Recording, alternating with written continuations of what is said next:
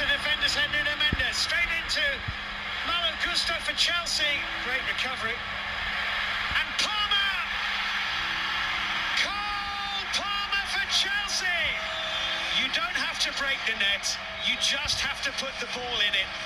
The presidents together and the trophy in front. Glided forward by Colwill to danger man Palmer.